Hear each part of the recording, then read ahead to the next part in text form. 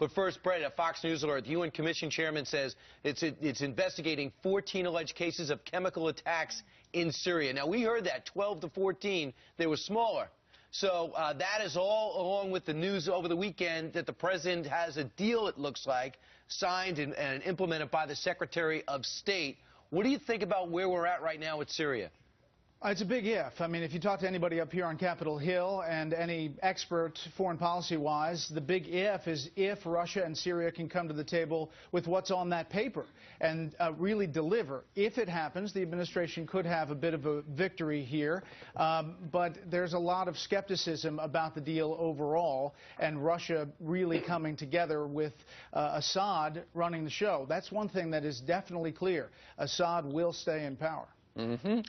Yesterday on another morning chat show over on ABC, the president was asked by George Stephanopoulos about, the Syria thing. It didn't go very smoothly. And he was talking about, well, stylistically, maybe not so much, but ultimately with the policy, whatever that is. If folks missed it, here's George and the president. Folks here in Washington like to grade on style, right? And so had we rolled out something that was very smooth and disciplined and linear, they would have graded it well, even if it was a disastrous policy. We know that because that's exactly how they graded the Iraq war. I'm less concerned about style points. I'm much more concerned about getting the policy right. Bret, are you buying the style line? Well, I tell you, Elizabeth, I mean, if it all comes together, he's right. The history books won't look back at this zigzag foreign policy approach.